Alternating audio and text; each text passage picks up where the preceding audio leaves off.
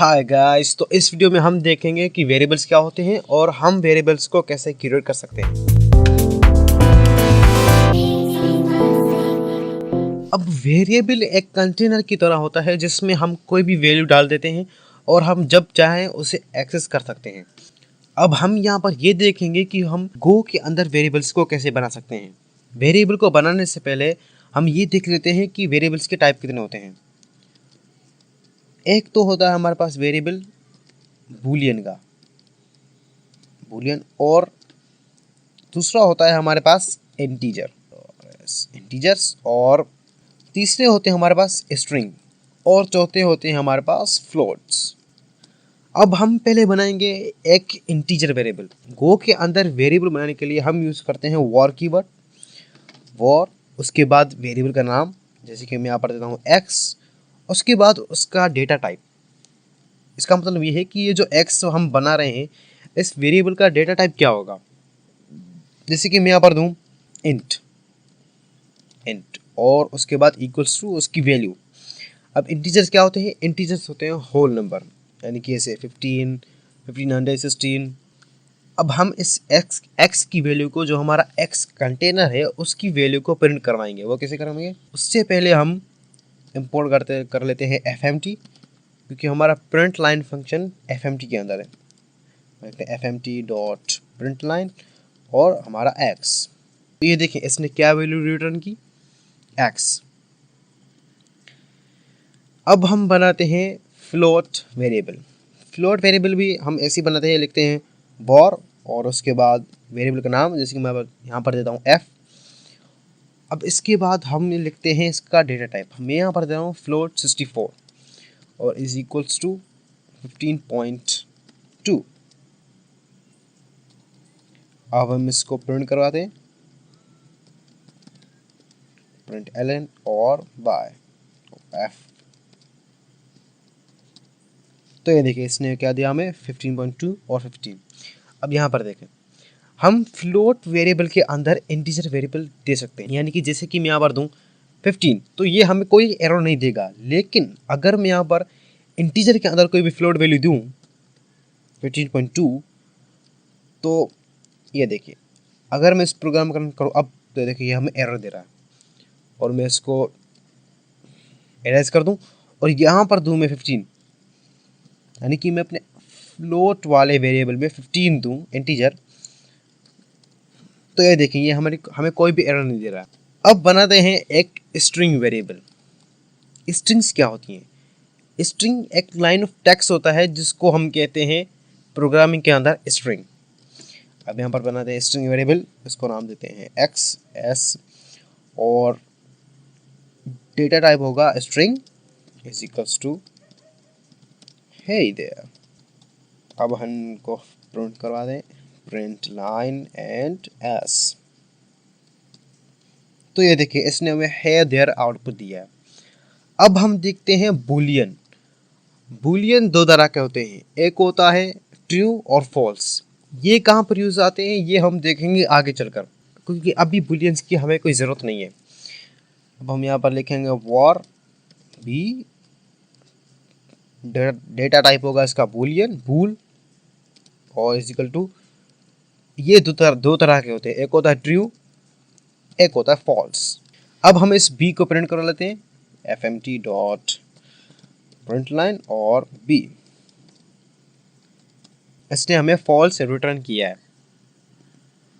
अब हम ये देख लेते हैं कि हमने जो ये वेरिएबल्स टाइप किए हैं हम इनको शॉर्ट कैसे बना सकते हैं। यानी कि यार कौन लिखे इतना वॉर और फिर डेटा टाइप। हम इन वेरिएबल्स को ऐसे डिक्लेयर कर सकते हैं कि हमें ना तो ये डेटा टाइप देना पड़ेगा ना तो ये वॉर देना पड़ेगा। जैसे कि अगर मैं यहाँ पर लिखूँ इंट को मैं इरेज कर दूँ, तो देखिएगा ये हमें कोई भी एरर नहीं देगा। हमारा प्रोग्राम कंपाइल होगा तो ये खुद ही चेक कर लेगा कि इस एक्स की वैल्यू क्या है और वो वैल्यू का डेटा टाइप क्या है। अब अगर मैं यहाँ से ये वॉर हटा दूँ तो देखना, तो हमें ये एरर दे रहा है। अब हम इसके लिए यूज़ करेंगे कॉलन इक्वल्स, सिर्फ इक्वल्स नहीं, कॉलन इक्वल्स। उसके बाद हम इसको रन करेंगे तो ये देखिए इसने हमें कोई भी एरर नहीं दिया। तो हमने ये बना लिया। अब हम देखेंगे एक और कीवर्ड जो है कॉन्स्ट। अब कॉन्स्ट और फॉर कीवर्ड में फ़र्क क्या है? जब भी हम कोई वेरिएबल क्रिएट करते हैं वॉर कीवर्ड की मदद से, तो हम उस वेरिएबल की वैल्यू को चेंज कर सकते हैं। जैसे कि मैंने यहाँ पर ये x लिखा है, x को छोड़ देते हैं, हम यहाँ पर एक न्यू वेरिएबल बनाते हैं जिसका नाम रखते हैं हम war and w is equal to AC देते हैं 60। अब अगर मैं यहाँ पर इसको मैनेज कर देता हूँ और अगर मैं यहाँ पर लिखूँ w इज इक्वल टू 90, तो मुझे क्या वैल्यू मिलेगी?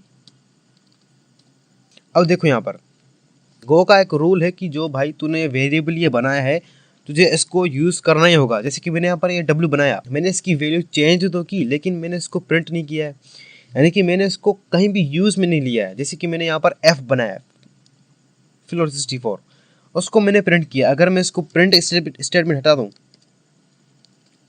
तो ये दिखना, ये हमें डबल एरर दे रहा है।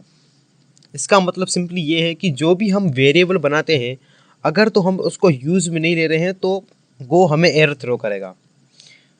और मैं यहाँ पर इसको यूज़ में ले लेता हूँ, प्रिंट ln और क्या था हमारा वेरिएबल w। तो अब मुझे क्या वैल्यू मिलेगी? मुझे वैल्यू मिलेगी 90।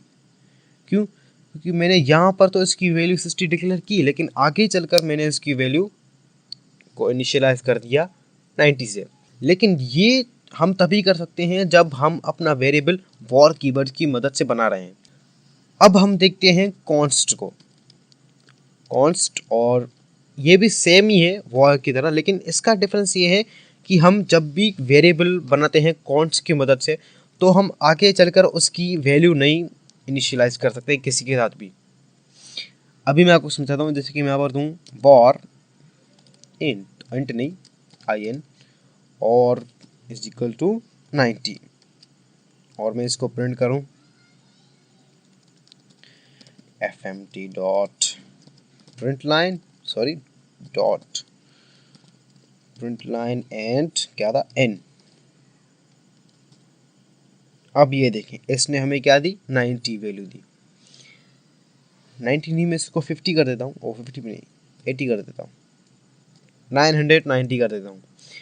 लेकिन अगर मैं ये करूं n इज इक्वल टू 1000 1000, तो ये देखें अगर मैं अब इस प्रोग्राम को रन करूं तो ये देखें can not assign to n।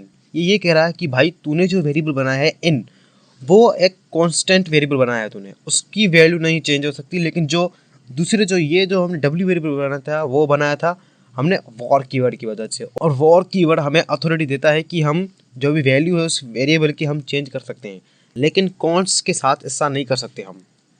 तो उसको इरेज कर देते हैं। अब यहाँ पर एक रिव्यू कर देते हैं।